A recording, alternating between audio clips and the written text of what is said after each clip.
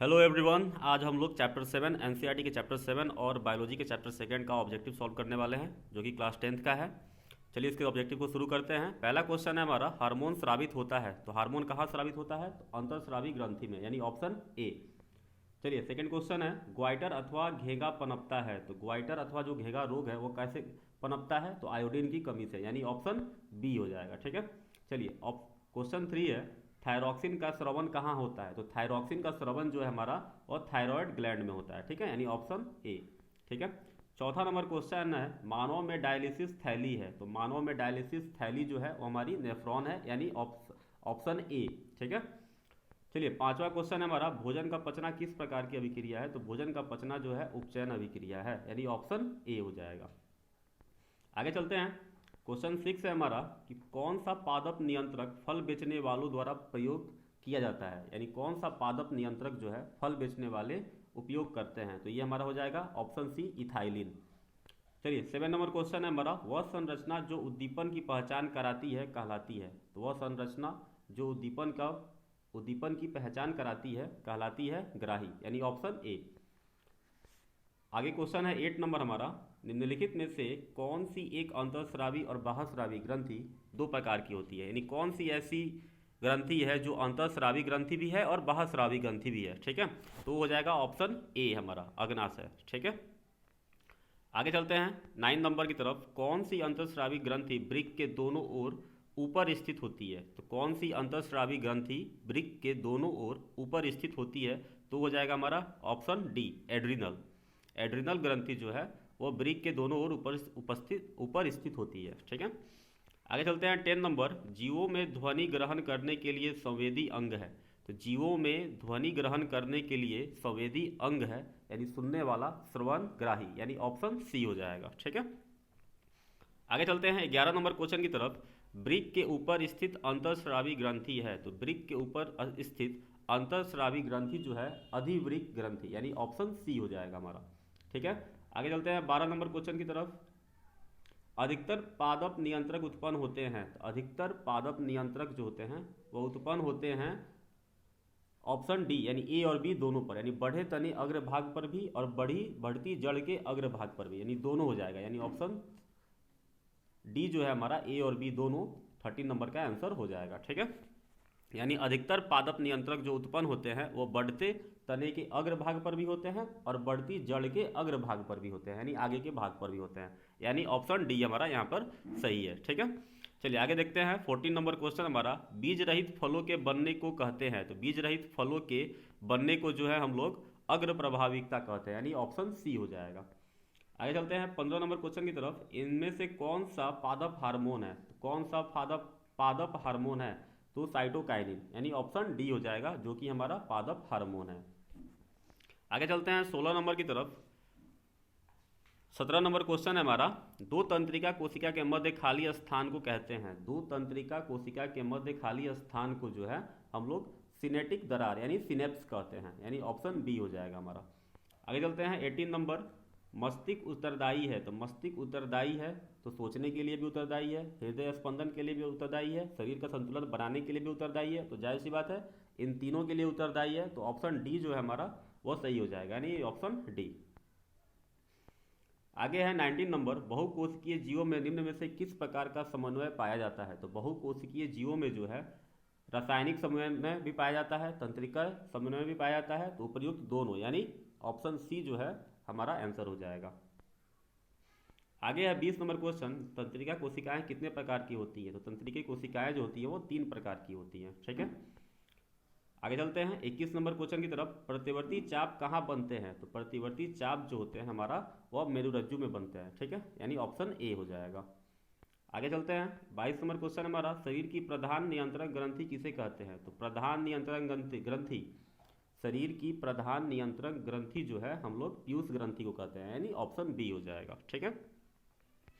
आगे चलते हैं 23 नंबर क्वेश्चन की तरफ, अंतःस्रावी ग्रंथियां होती हैं तो अंतर्ग्राही ग्रंथियां जो होती है वो हमारी नलिका विहीन होती हैं, यानी अंतःस्रावी जो ग्रंथि होती है हमारी वो नलिका विहीन होती है, यानी ऑप्शन ए हो जाएगा इसका आंसर। ठीक है।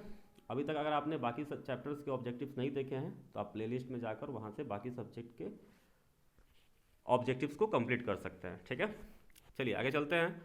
25 नंबर क्वेश्चन है हमारा, थायराइड ग्रंथि की अल्पक्रियता के कारण कौन सा रोग उत्पन्न होता है। तो आगे है, थायराइड ग्रंथि की अल्पक्रियता के कारण कौन सा रोग उत्पन्न होता है, यानी थायराइड ग्लैंड में अगर हार्मोन सेक्रेशन होगा तो क्या होगा। तो कहता है क्या कि वह अवटु वामनता, यानी अवटु वामनता भी है, अवटु अल्प क्रियता भी है, मिक्सीडीमा भी है, यानी तीनों रोग जो है उत्पन्न हो सकते हैं। इसलिए ऑप्शन डी जो है हमारा सही हो जाएगा। ठीक है, तो थायराइड ग्लैंड अगर मान लीजिए अल्प सक्रिय है, यानी उसमें कम अगर हार्मोन सक्रिय सेक्रेट कर रहे हैं, कम हार्मोन बन रहे हैं, एक तरह से कह सकते हैं आप, तो ये तीनों रोग जो है हमारे ABC तीनों रोग जो है हो सकते हैं, यानी ऑप्शन डी हमारा आंसर हो जाएगा।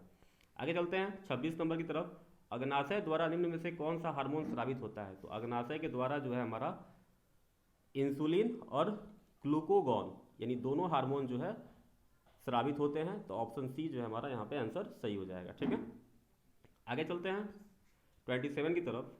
पतियों का मुरझाना किस पादप हार्मोन के कारण संभव हो पाता है। तो पतियों का मुरझाना जो है हमारा वह एबिसिस अम्ल के द्वारा जो है संभव हो पाता है, यानी जो हमारा एब्सिसिक जो अम्ल है उसके कारण जो है पत्तियां मुरझाती हैं। ठीक है, आगे चलते हैं 28 की तरफ। स्रावित होने वाले हार्मोन का समय और मात्रा किस क्रियाविधि द्वारा नियंत्रित की जाती है। तो स्रावित होने वाले जो हार्मोन का जो समय है और मात्रा, तो किस क्रियाविधि द्वारा नियंत्रित की जाती है।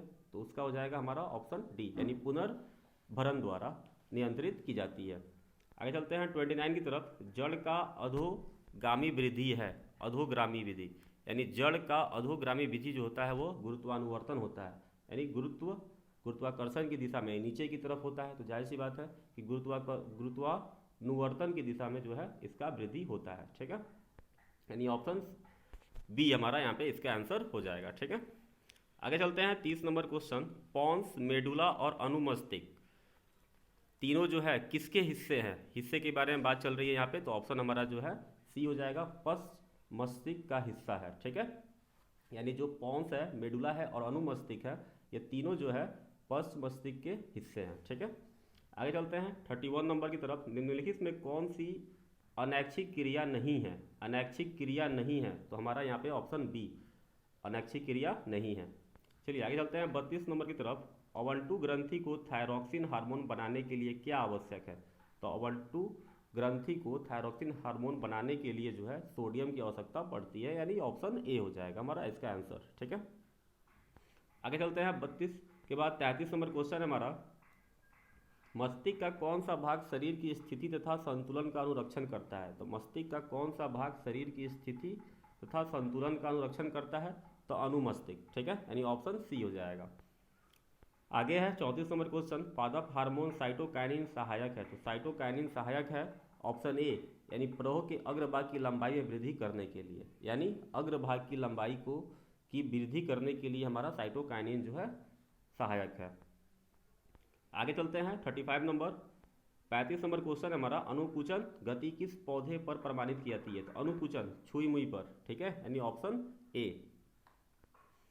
आगे है 36 नंबर क्वेश्चन है। वृक्क किस तंत्र का भाग है। तो वृक्क जो है हमारा वो उत्सर्जन तंत्र का भाग है। नॉर्मल क्वेश्चन है, यानी ऑप्शन सी हो जाएगा हमारा।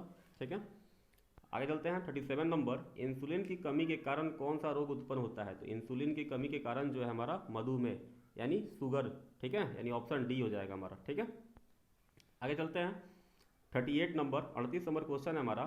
खोपड़ी के अग्र सिरे पर स्थित न्यूरॉन को शरीर के विभिन्न भागों से प्राप्त होता है। तो खोपड़ी के जो अग्र सिरे पर स्थित न्यूरॉन है उसको जो है शरीर के विभिन्न भागों से क्या प्राप्त होता है। तो संकेत, यानी ऑप्शन सी हो जाएगा। ठीक है, आगे चलते हैं 39 नंबर 39 नंबर क्वेश्चन के लिए।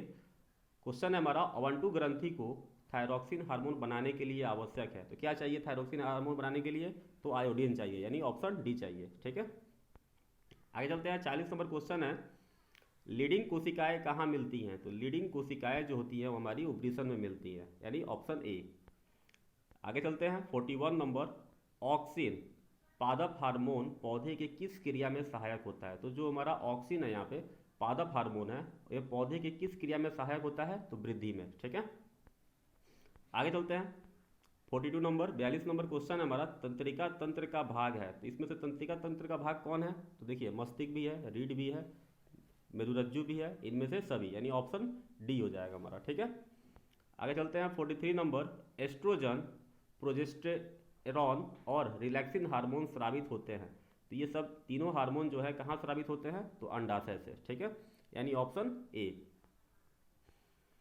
आगे चलते हैं 44 नंबर, इनमें से कौन मादा जनन हार्मोन है? तो मादा जनन हार्मोन, ठीक है, तो प्रोजेस्टेरॉन, एस्ट्रोजन, एस्ट्रियोल, यानी ये तीनों के बारे में दे रहा है यहाँ पर। ठीक है, कि तीनों जो है, जैसे प्रोजेस्टेरॉन भी है, एस्ट्रोजन भी है और एस्ट्रियोल भी है, यानी ऑप्शन डी हो जाएगा। आपको मेन इसमें से सबसे ज़्यादा याद रखने वाला जरूरी है कि ऑप्शन बी, ये सबसे ज़्यादा बार पूछा जाता है और कॉम्पिटिटिव एग्जाम में भी आता है कि एस्ट्रोजन जो है हमारा मादा जनन हार्मोन है। ठीक है, यानी फीमेल सेक्स हार्मोन एस्ट्रोजन। ठीक है, वही अगर जो है अगर मेल सेक्स हार्मोन के बारे में पूछा जाए तो टेस्टोस्टेरोन। ठीक है, तो टेस्टिस से याद रखना है टेस्टोस्टेरोन। ठीक है, तो जाहिर सी बात है ये दोनों क्वेश्चन याद रखना बहुत इंपॉर्टेंट है। ठीक है, यानी मादा जनन हार्मोन और पुरुष जनन हार्मोन। ठीक है, आगे चलते हैं क्वेश्चन नंबर 45 की तरफ। कुछ जानवर जुगाली करते हैं, कुछ जानवर जुगाली करते हैं, किस चीज़ के लिए जुगाली करते हैं? तो भोजन को पचाने के लिए करते हैं, यानी ऑप्शन बी। आगे चलते हैं 46 नंबर क्वेश्चन है, रुधिर दाब तथा हृदय स्पंदन किस हार्मोन के द्वारा बढ़ता है? तो रुधिर का दाब जो है और हृदय स्पंदन किस हार्मोन के द्वारा बढ़ता है? तो एड्रेनलिन। ठीक है, यानी ऑप्शन सी। आगे है 47 नंबर, हमारे शरीर में विभिन्न जैविक कार्यों का नियंत्रण होता है, तो जैविक कार्यों का नियंत्रण तो तंत्रिक और रसायनों द्वारा होता है, यानी ऑप्शन हमारा सी हो जाएगा। ठीक है, आगे है 48 नंबर, एब्सिसिक एसिड किस तरह का रसायन है? तो एब्सिसिक एसिड जो है हमारा और वृद्धि रोधक रसायन है, यानी ये वृद्धि को रोकता है। आगे है 49 नंबर क्वेश्चन जो है, बीज रहित पौधे के उत्पादन में सहायक होते हैं, तो बीज रहित पौधे के उत्पादन में ऑक्सिन एवं जिबरेलिन्स दोनों जो है सहायक होते हैं, यानी ऑप्शन डी हो जाएगा हमारा। लास्ट क्वेश्चन है हमारा 50 क्वेश्चन 50 क्वेश्चन जो है, इनमें कौन फल पकाने में प्रयुक्त होता है? तो फल पकाने के लिए जो है हम लोग ज़्यादातर जो है देखा जाता है कि एथिलीन का इस्तेमाल किया जाता है। ठीक है, तो ऑप्शन जो है हमारा यहाँ पे सी हो जाएगा, क्योंकि इसका आंसर जो है बी दिया हुआ है जिब्रेलिन्स, लेकिन जिब्रेलिन्स का इस्तेमाल जो है उतना नहीं किया जाता है। जिब्रेलिन्स जो है वृद्धि रोधक होता है, हमने ऊपर ही पढ़ा था, तो जाहिर सी बात है कि एथिलीन का इस्तेमाल जो है हम लोग फल पकाने के लिए करते हैं। ठीक है, तो ये 50 क्वेश्चन थे चैप्टर के, जो कि इससे बाहर कोई भी क्वेश्चन एग्जाम में नहीं आने वाला है, तो इसका रिवीजन आप करते रहिए और एग्ज़ाम अच्छे से दीजिए। चलिए चैनल को सब्सक्राइब कर दीजिएगा जाते जाते, और लाइक और शेयर जरूर कर दीजिएगा।